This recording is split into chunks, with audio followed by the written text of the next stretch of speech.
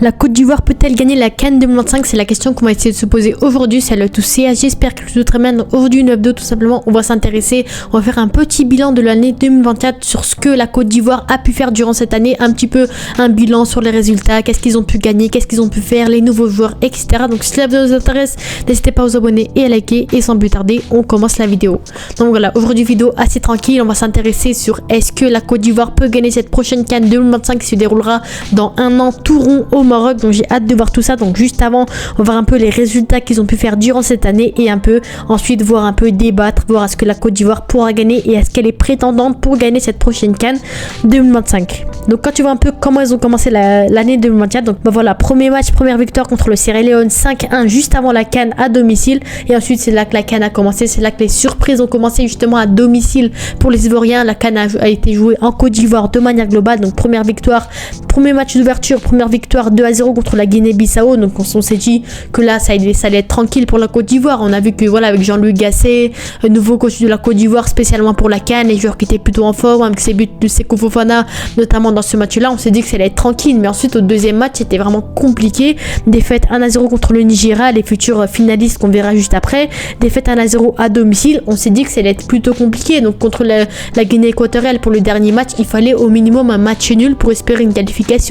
Mais malheureusement ça ne s'est pas passé comme prévu, malheureusement. Défaite 4-0 contre la Guinée équatoriale à domicile, ce superbe but de NCE, ce coup franc de loin, etc. La Guinée équatoriale s'est amusée contre la Côte d'Ivoire, c'était vraiment très compliqué pour les Ivoiriens, mais heureusement grâce au Maroc, la Côte d'Ivoire a réussi à se qualifier pour la suite de la compétition. Et c'est là où tout a changé. Jean-Luc Gasset a été viré parce qu'il n'était pas du tout performant avec son équipe, et c'est là que Emers Faé, un coach local, a été appelé afin de remplacer Jean-Luc Gasset, et pourquoi pas faire une remontada de la Côte d'Ivoire et ramener la coupe à la maison potentiellement.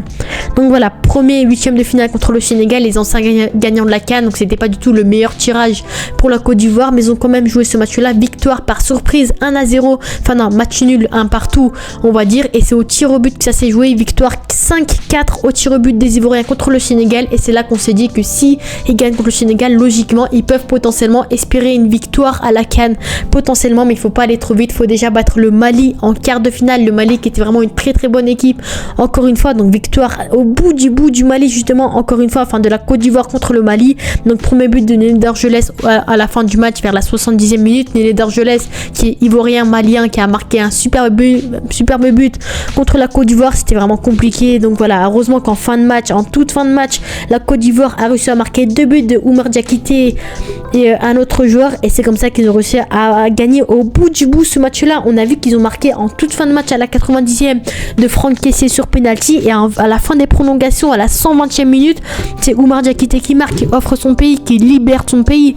Donc heureusement encore une fois, et ensuite ils sont allés en demi-finale face à la RDC, République démocratique du Congo, et là c'était vraiment compliqué. Encore une fois, l'équipe de Chancellor Mbamba qui était vraiment très très bonne encore une fois. Donc victoire au bout encore une fois 1-0 de justesse contre la RDC, et c'est là en finale ils sont tombés contre une magnifique équipe du Nigeria avec Trostekong, Lookman, Osimhen et pas mal de joueurs, vraiment de grandes stars internationales. Et c'est là que heureusement en fin de match, Sébastien Haller libère tout un pays, et c'est comme ça que la Côte d'Ivoire a réussi à remporter la CAN 2024 encore une fois avec des superbes noms qui ont vraiment assuré durant cette CAN encore une fois. Donc voilà, le Nigeria qui avait marqué le premier but encore une fois comme le Mali, c'était le même scénario que le Mali. Trostekong qui marque de la tête sur corner, et ensuite à la fin du match, Sébastien Haller qui libère son pays et qui réussit à gagner ce match-là encore une fois. Donc félicitations Sébastien Haller, à Djingra, Kessié et à Fofana, ces joueurs qui sont battus pour leur pays, qui étaient vraiment très très bons. Toute l'équipe s'est battue pour son pays.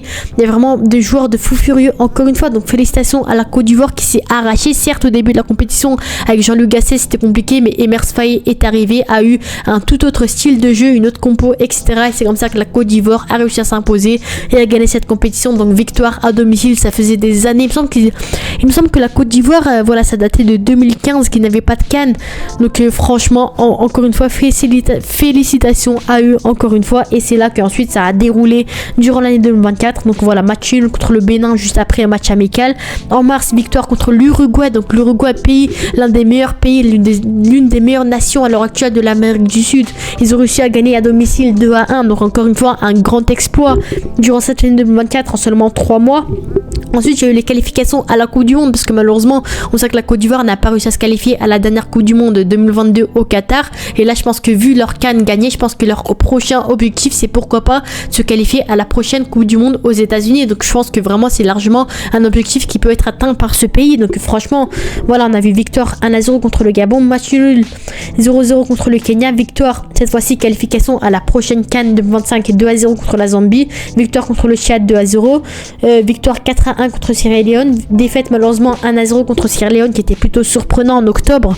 Donc là on a vu qu'il a fait tourner l'effectif etc et malheureusement ça n'a pas marché et malheureusement la Côte d'Ivoire n'a pas réussi à gagner ce match là. Ensuite encore une fois une défaite d'affilée en novembre encore une fois et bien sûr ils ont terminé tout ça avec une victoire 4-0 contre le Tchad. Ils ont très bien terminé leur année, donc certes cette année voilà il y a eu quand même 4 défaites en 2024 ce qui est quand même beaucoup, mais mis à part ça beaucoup de victoires, beaucoup de matchs nuls. Donc en soi la Côte d'Ivoire a vraiment bien assuré son année de 2024. C'est pas pour rien notamment que Adingra a été élu parmi les meilleures pépites de l'année, c'est pas pour rien que la Côte d'Ivoire a été élue meilleure nation de l'année. Après c'est plutôt logique après leur CAN remporté et leur année plutôt intéressante, victoire contre l'Uruguay etc. Et c'est pas pour rien notamment que Emers Faé a été élu coach de l'année. Donc franchement Emers Faé pour moi c'est l'un des hommes majeurs de la Côte d'Ivoire à l'heure actuelle. C'est lui qui a trouvé la solution miracle justement pour relancer cette équipe de la Côte d'Ivoire encore une fois. Donc franchement pour moi très surprise de la part de cette équipe qui a vraiment su faire une remontada. Donc voilà, là c'était un peu le bilan on va dire de l'année 2024. Après voilà les résultats, on va dire le bilan des résultats, mais moi quand tu vois la compo de manière globale c'est là que tu comprends que vraiment cette équipe de la Côte d'Ivoire est vraiment surprenante. Voilà, on a vu que Emers Faé joue surtout sur un 4-3-3, sur un 4-4-1-1 et c'est ça qui marche vraiment côté ivoirien. Voilà, à l'heure actuelle c'est l'une des équipes avec le meilleur effectif, les meilleurs jeunes. Voilà, de manière globale la Côte d'Ivoire c'est l'équipe qui a le meilleur effectif d'Afrique. Après certes il y a le Maroc etc, mais quand même voilà quand tu vois la compo c'était vraiment équilibré entre la jeunesse et l'expérience. On avait Serge Aurier et Ghislain Conan, on a Kessie et Fofana Seri et Sébastien Haller qui ont assuré durant cette dernière CAN. Et pour moi c'est grâce à des noms comme ça que la Côte d'Ivoire a su assurer un maintien équilibre justement dans cette équipe qui a fait que c'était vraiment une très belle équipe. Quand tu vois certains noms qui ont assuré, Haller qui a vraiment été rayonnant la dernière CAN et d'autres noms, c'est ça que j'aime. Et là depuis il y a eu une sorte de turnover, on va dire une sorte de transition entre la vieillesse et la jeunesse. On a vu que des Sébastien Haller, que des Ghislain Conan, que des Serge Aurier, que des Jean-Michel Seri sont partis de l'équipe. Et derrière ce qui est bien avec la Côte d'Ivoire c'est qu'on a toujours des remplaçants à la place de Sébastien Haller. On a Evan Guessant, on a Jean-Michel Crasso, on a pas mal de noms à ce poste là. On a également Karim Konaté qui malheureusement s'est blessé durant cette année 2024 et qui a très peu de chances qu'il soit présent à la prochaine CAN, mais en tout cas voilà il y en a pas mal de noms qui ont su remplacer. À la place de Ghislain Conan on a Christopher Opéré qui est très bon en tant que latéral gauche. À la place justement de Serge Aurier on a Singo et Galadoué sur le côté droit qui sont également très très bons. À la place de Jean-Michel Seri c'est peut-être là le petit problème parce que malheureusement Jean-Michel Seri c'était vraiment un joueur intéressant. On a plus Ibrahim Sangaré, il y a peut-être Mario Dorgelès au pire des cas, il y a peut-être Ahmed Traoré Junior également qui a fait son retour parce que malheureusement Ahmed Traoré Junior n'était pas présent à la dernière CAN à cause de maladie, mais là il est de retour, il est très bon à Auxerre. Donc pour moi clairement cette équipe là a vraiment l'effectif qu'il faut à tous les postes, ils ont les joueurs qu'il faut et c'est ça que j'aime.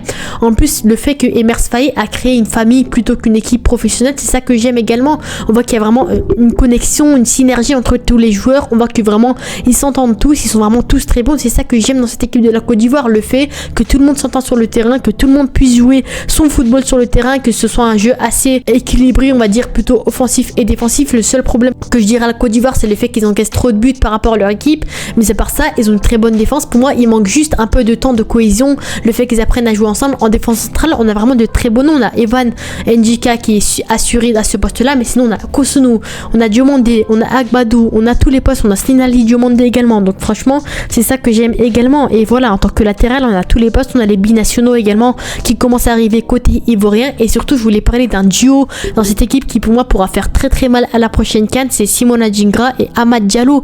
Adingra qui s'est révélé cette année, qui est vraiment très très bon, qui a assuré la dernière CAN, qui est vraiment la pépite qui pense être côté sénégalais, côté ivoirien pardon. C'est ça que j'aime vraiment ces joueurs là, c'est un joueur qui est très bon, qui est vif, qui est assuré sur le poste de ailier gauche. Au pire des cas on a Jérémy Boga, c'est ça, à tous les postes on a les joueurs qu'il faut et on a des remplaçants au cas où. C'est ça que j'aime dans cette équipe également. Et on a bien sûr Amad Diallo, malheureusement Amad Diallo n'était pas présent à la dernière CAN. Amad Diallo, c'est un peu compliqué parce que malheureusement, quand il est pas en mauvaise forme, il est blessé. Et quand il est pas blessé, il est en mauvaise forme parfois. Et c'est ça qui est malheureusement compliqué. Donc la mauvaise forme, c'est assez rare, mais ses blessures arrivent très régulièrement. Et c'est ça qui me dérange un peu. C'est ce jour-là. En plus, en ce début de saison, il fait un gros début de saison avec Manchester. C'est l'un des deux hommes majeurs de Manchester. Il marque beaucoup de buts, fait beaucoup de passes. Il est titulaire à Manchester United. Donc clairement, Amad Diallo, pour moi, c'est une pépite intéressante. Imaginez juste le duo Amad Diallo, Adingra à la prochaine CAN, à quel point il peut faire très très mal avec un buteur, que ce soit Oumar Diakité, Crasso, Evan Diessant, Karim Konaté, peu importe. Mais en tout cas, sur les ailes, on a Amad Diallo à droite, on a Adingra à gauche. Et pour moi, ça peut faire très très mal encore une fois. Très belle équipe encore une fois. Et voilà, c'est ça que j'aime, c'est qu'à tous les postes, t'as des remplaçants, t'as des bons joueurs encore une fois. Voilà, Lazare Amani qui peut être bon en tant que remplaçant, Jérémy Boga, Nicolas Pepe, Christian Kouamé. Voilà, tous les postes, t'as de très bons joueurs. Quand tu vois également la compo, c'est en 4-3-3, c'est une équipe assez équilibrée et c'est ça que j'aime encore une fois. Et voilà, pour moi, clairement, si on doit parler de est-ce que la Côte d'Ivoire peut gagner cette prochaine CAN, moi je dirais oui, la Côte d'Ivoire peut gagner cette prochaine CAN. Elle sera en tout cas favorite pour cette prochaine CAN. Après, on sait que le Maroc sera vraiment un prétendant vraiment dangereux parce qu'ils joueront à domicile, ils auront leurs supporters, leur public qui est vraiment surprenant, impressionnant. Donc pour moi, le Maroc vraiment sera le concurrent direct de la Côte d'Ivoire à la prochaine CAN. Logiquement, ils restent également favoris parce qu'ils ont gagné la CAN 2023 à domicile, mais je pense que vraiment le Maroc pourra faire très très mal également. Après, quand tu vois un peu les résultats, on voit que la Côte d'Ivoire à domicile, c'est pas une équipe qui est vraiment rayonnante non plus, c'est un peu compliqué également pour eux, donc c'est ça qui pourrait un peu me déranger, c'est qu'à l'extérieur, la Côte d'Ivoire, c'est un peu compliqué également. Quand tu vois durant cette année 2024 un petit peu les résultats, à l'extérieur, 0-0 contre le Kenya, victoire 2-0 contre le Tchad, défaite 1-0 contre Sierra Leone, et c'est tout. Ils ont très peu joué cette année à domicile, donc je pense que l'année prochaine 2025, avant la CAN, ils vont s'entraîner à jouer à l'extérieur afin de s'habituer au terrain marocain. Mais mis à part ça, t'as des concurrents directs comme le Nigeria qui est vraiment très très bon avec Lookman, t'as également le Nigeria, t'as l'Algérie qui peut relancer avec Petkovic, t'as le Maroc, t'as le Sénégal, t'as le Mali, t'as plein d'équipes qui peuvent faire très très mal à la prochaine CAN. Donc pour moi, clairement, cette équipe de la Côte d'Ivoire peut vraiment faire très très mal justement dans cette prochaine CAN. Pour moi, ils ont les moyens qu'il faut pour s'imposer.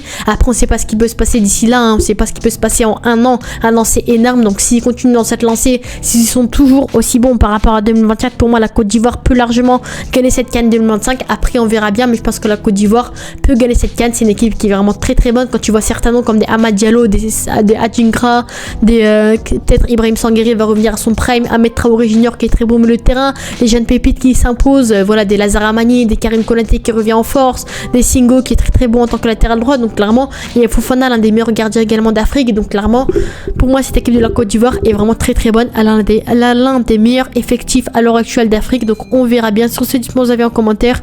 N'hésitez pas à vous abonner et à liker. On se dit à la prochaine. Ciao.